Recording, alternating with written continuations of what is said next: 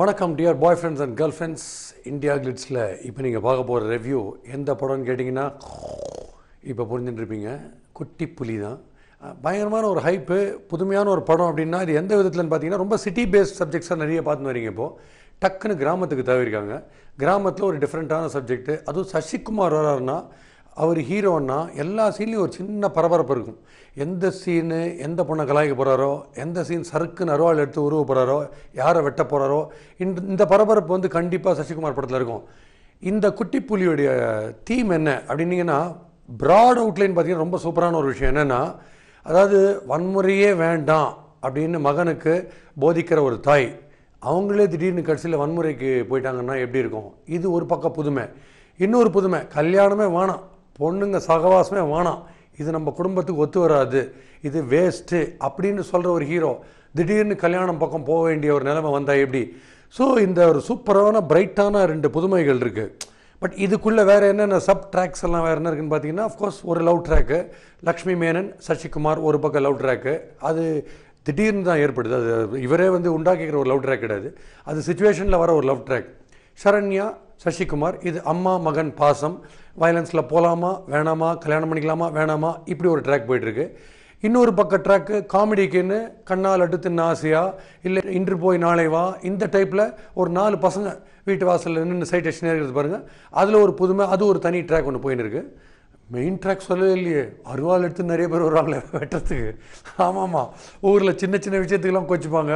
புலி வேஷத்தில் வாழை கட் பண்ணு அப்படின்னு, ஏய் யாரை பார்த்து வாழை கட் பண்ண சொல்கிற சர் அப்படின்னு அருவாளை வருவாங்களே, அந்த ட்ராக் ஒன்று இருக்குது. அதுதான் மெயின் ட்ராக் அப்படின்னு நீங்கள் நினச்சிங்கன்னா தப்பு. நீங்களும் தப்பு, நானும் தப்பு.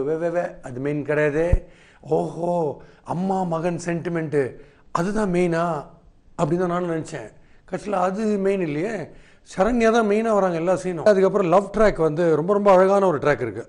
லக்ஷ்மி மேனன் அண்ட் இவர் சசிகுமார், இவங்க என்ன தான் சுந்தர பாண்டியனில் இவங்க 2 பேரும் லவ் பண்ணி சைட் அடித்து நடித்தா கூட அந்த மாதிரி ஒரு ஃபீல் இதில் வரப்போகுதுன்னு பார்த்தா இல்லை இன்னும் கொஞ்சம் டிஃப்ரெண்ட்டாக இருக்குது. ஏன்னா ட்ராக்கோட குவாலிட்டியே கொஞ்சம் டிஃப்ரெண்ட்டாக இருக்குது. அதுலேயும் அவங்க வந்து எப்படி ரொம்ப இவர் மேலே காதல் வயப்பட்டு எப்படி டோட்டலாக ஃப்ளாட் ஆகிறாங்க சசிகுமாருக்கு அப்படின்ற சீக்வன்சஸ் ரொம்ப நல்லா இருக்குது. அதுலேயும் ஒரே ஒரு சீக்வன்ஸ் கொஞ்சம் ஓவர்னு வச்சுங்க. ஏதோ அவங்க புதுசாக வீட்டுக்கு இந்த இடத்துல வரும்போது இந்த பொருள்லாம் உள்ளே எடுத்துகிட்டு வரும்போது ஒரு அந்த இது ஃப்ரேம் போட்ட ஃபோட்டோ 2-3 அப்படி கீழே விழுச்சே, ஒரு பெட்டை ஒரு தள்ளி அது ஒரு ஃபோம் மாதிரி கிரியேட் பண்ணி அந்த படம்லாம் அப்படியே சாஃப்டாக ஸ்லோ மோஷனில் அந்த படுக்கையில் எழுது பாருங்கள்.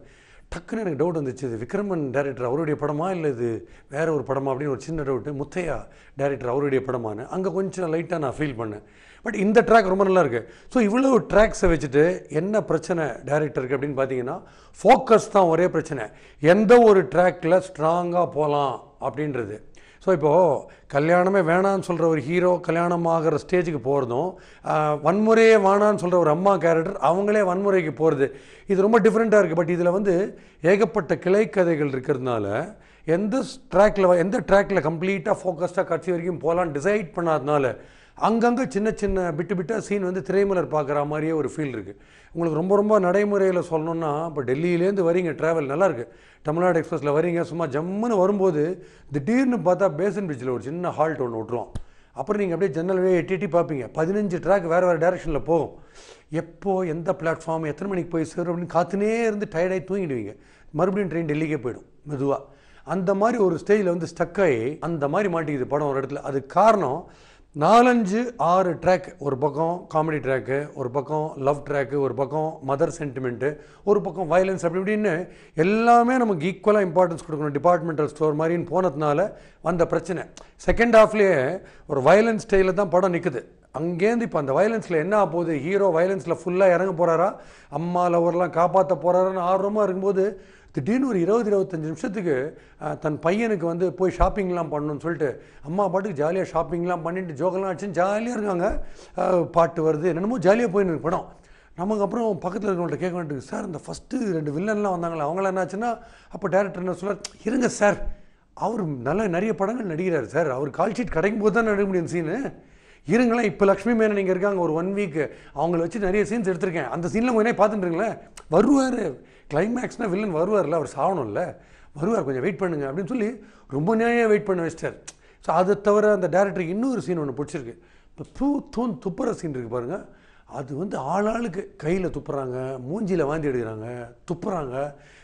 துப்பு துலக்கிற படம் நீங்கள் பார்த்துருப்பீங்க. துப்பினே இருக்கிற படம் வந்து கொஞ்சம் இது கொஞ்சம் வித்தியாசமாக இருக்குது.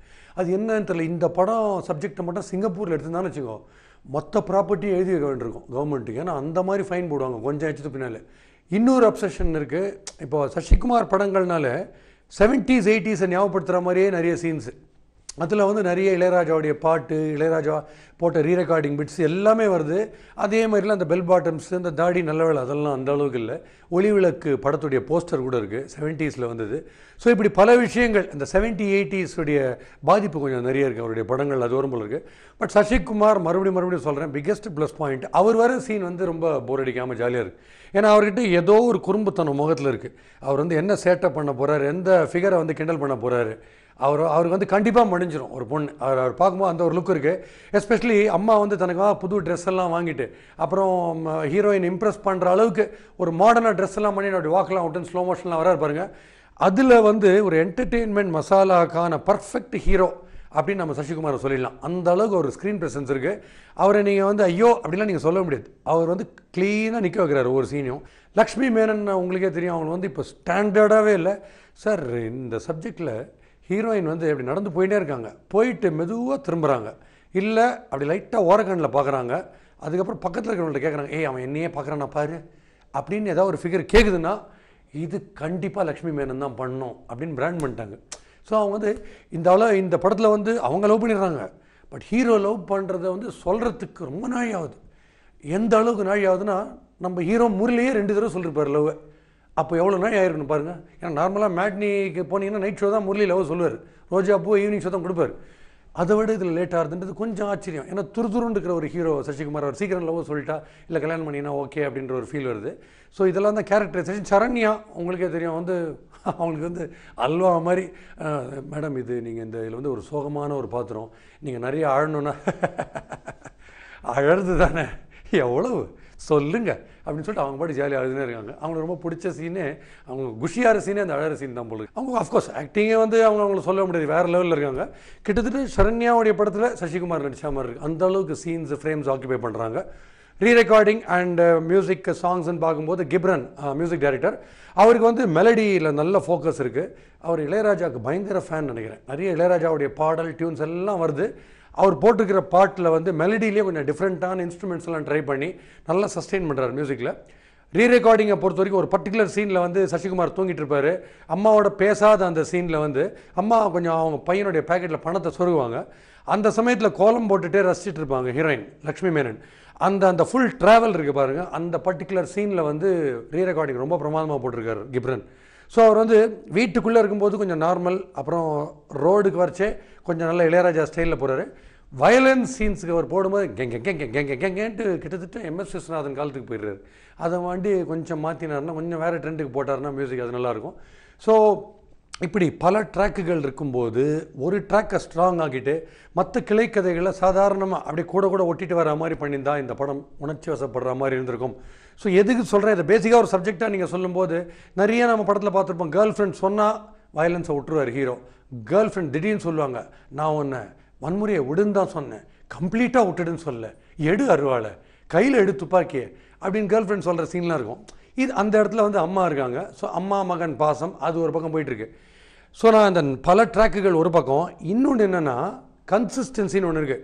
இப்போது ஒரு கேரக்டர் எடுத்துட்டீங்க, ஒரு கேரக்டர் வந்து இல்லை பெண்ணையே பார்க்க மாட்டேன் அப்படின்னு சொல்லிட்டா பொண்ணையே பார்க்காம தான் அந்த கேரக்டர் இருக்கணுமே தவிர, அந்த பொண்ணை பார்க்குறாருன்னா அதுக்கு சீன் ரொம்ப ஸ்ட்ராங்காக இருக்கணும். அது எங்கேயாவது டுவர்ட்ஸ் த கிளைமேக்ஸ் தான் வரும். பட் இதில் அந்த மாதிரி இல்லை. இப்போ வந்து அம்மா வந்து வன்முறை கூடாதுன்னு ஃபீல் பண்ணுறாங்க பாருங்கள், அவங்க கம்ப்ளீட்டாக வன்முறையில் இறங்குறாங்க. அவங்க கூடவே ஒரு லேடி வந்து இருக்காங்க. அவங்க நான் நினச்சி சரி அவங்க ஷூட்டிங் பார்க்க வந்திருக்காங்கன்னு பார்த்தா அவங்க எல்லா சீனும் இருக்காங்க. அவங்க ஒரு தோழி மாதிரி கூட வராங்க. எதுக்கு இப்படி ஒரு வன்முறை லேடிஸுக்குன்னா, ஓஹோஹோ ரைட்டு அந்த முறத்தாலேயே புலியை விரட்டினாங்களே தமிழ் பெண், அந்த டைப்பில் ஒன்ஸ் இறங்கிட்டாங்கன்னா வன்முறையில் லேடிஸ்லாம் கிடையாது, நாங்கள் நியாயத்துக்கு போராடுவோம், லேடிஸ் இறங்குறாங்கன்னு காட்டுறதுலாம் நல்லாயிருக்கு. பட் இப்படி ஒரு கிளைமேக்ஸ் வரணும்னா அதுக்கு லீடு வந்து ரொம்ப ஸ்ட்ராங்காக இருக்கணும். அந்த அளவுக்கு ஸ்ட்ராங்கான சீன்ஸ் இல்லைன்றது தான் ஒரே ஒரு வருத்தம். ஸோ இதை எப்படி சொல்கிறதுனா, கண்டிப்பாகவே ஆரம்பிக்கும் போது ஒரு எலிக்குட்டி பூனைக்குட்டி மாதிரி போயிட்டு டுவர்ட்ஸ் இன்டர்வல் உண்மையிலேயே புலிக்குட்டி மாதிரி ஒரு முறை ஸ்டேஜில் போகுது, மறுபடியும் ரொம்ப குட்டியாக எலிக்குட்டியாகவே மறுபடியும் மாறிடுது. அதை வந்து ஏன் வந்து இப்படி ஃப்ளக்சுவேஷன் கன்சிஸ்டன்சி ஏன் இல்லை, ஏன் எல்லா ட்ராக்கையும் எடுக்கணும்னு ஆசைப்பட்டு டோட்டலாக டைல்யூட் ஆக்கிட்டாங்க சப்ஜெக்டை அப்படின்ற ஒரு வருத்தம் தான் டைரக்டர் முத்தையாவுக்கு நாங்கள் சொல்ல விரும்புகிறோம். டெஃபினட்டாகவே இந்த ஸ்டோரி எடுத்து இந்த சப்ஜெக்ட் இருக்குது பாருங்கள், இந்த சப்ஜெக்டில் ஒரு சிங்கிள் ட்ராக்கை வந்து நம்ம ஸ்ட்ராங்காக நெத்தியடியாக சொல்லணும்னு போயிருந்தா சூப்பராக வந்திருக்கும். பிகாஸ் சசிகுமார் வர சீன்ஸ் இப்போவும் நான் சொல்கிறேன் ரொம்ப ரேரான குவாலிட்டி அவருக்கு இருக்குது. அவரால் சீனை கம்ப்ளீட்டாக ஹோல்ட் பண்ண முடியுது. ஸோ அவர் தான் பிக்கஸ்ட் ப்ளஸ் பாயிண்ட்டு.